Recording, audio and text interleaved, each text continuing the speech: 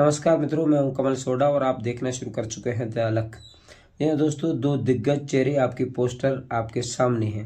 एक है राजस्थान के सीएम अशोक गहलोत का, तो दूसरा है गुड़ामालानी के पूर्व विधायक और पूर्व राजस्थान सरकार में मंत्री रहे हेमाराम चौधरी का। हेमाराम चौधरी पिछले लगातार 10 दिनों से दोस्तों सुर्खियों में है, मगर उन्होंने राजनीति से तो संन्यास ले लिया।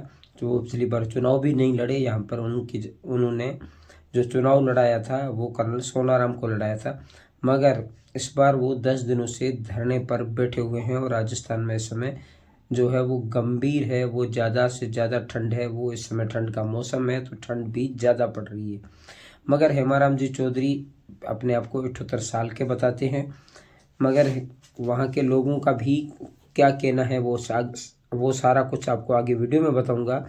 लेकिन हेमाराम जी चौधरी पिछले 10 दिनों से लगातार धरने पर हैं। जब 13 जनवरी को यहाँ पर एक सभा आयोजित होनी थी जिसमें कांग्रेस के बड़े बड़े दिग्गज नेता आने वाले थे, उस सभा को 13 की बजाय 14 तारीख को रख दिया गया है।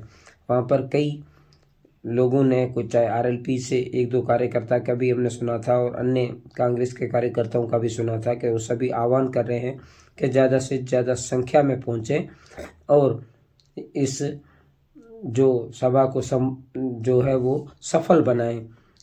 लेकिन होगा क्या वो तो कल ही के दिन पता चलेगा दोस्तों, क्योंकि 14 तारीख के दिन ये सारी चीज़ें होने वाली है, जिसमें कांग्रेस के दिग्गज नेता भी यहाँ पर पहुंचने वाले हैं। जिसमें सचिन पायलट की बात करें, चाहे फिर गोविंद सिंह डोटासरा की बात करें, चाहे फिर अन्य नेताओं की बात करें, चाहे फिर बैतूल के विधायक जो हरीश चौधरी या फिर सांसद उमेदराम बेनीवाल वो भी पहुंचने वाले हैं, और फतेह खान भी पहुंचने वाले हैं, और अन्य भी कई नेता ऐसे हैं जिसमें आज़ाद सिंह का भी नाम सामने आ रहा है।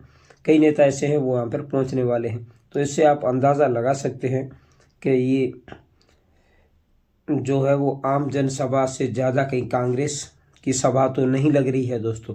क्योंकि यहाँ पर जब मैं आज से कुछ दिन पूर्व एक लोकल ही चैनल है, कोई यूट्यूबर है गोकुल के नाम से, और उन पर मैं जब सुन रहा था तो वहाँ से एक पूर्व में एक जो सरपंच साहब थे उनका भी इंटरव्यू चल रहा था। उन्होंने कहा था कि हेमाराम जी ने अपने विधानसभा के वोट के सिवाय अन्य कोई वोट होता था तो वहाँ पर वो देने नहीं आए, मगर उन्होंने कहा कि हम लोग खुश हैं, नए नए ज़िले में हम लोग जा रहे हैं, वहाँ पर रिफाइनरी है, यहाँ पर कामकाज होंगे। बाड़मेर पुराना है, आजकल किसका किससे क्या काम पड़ता है।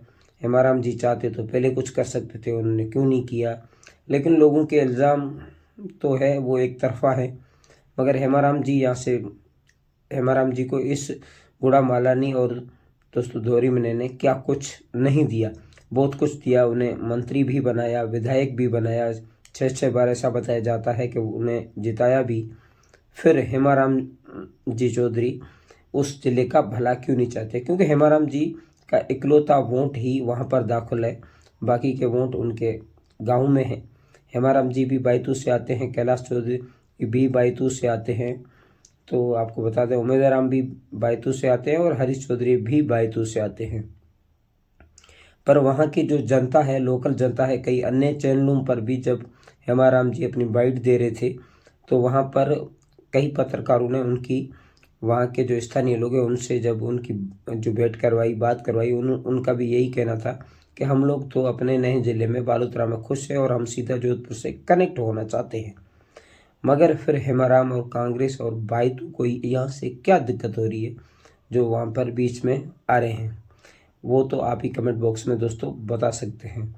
हम तो आशा यही करेंगे कि आगे क्या होगा क्या नहीं होगा, या फिर सरकार का कोई मंडल या सरकार की तरफ से कोई मंत्री हेमाराम जी चौधरी से बात करने क्यों नहीं गया, वो तो समय ही बताएगा।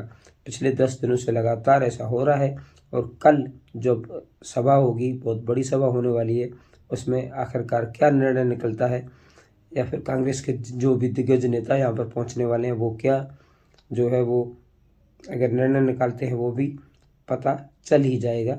और आपकी क्या राय है वो दोस्तों कमेंट बॉक्स में ज़रूर दें। जय हिंद, नमस्कार। फिर मिलेंगे किसी अगले वीडियो में अगले विषय के साथ, तब तक के लिए नमस्कार।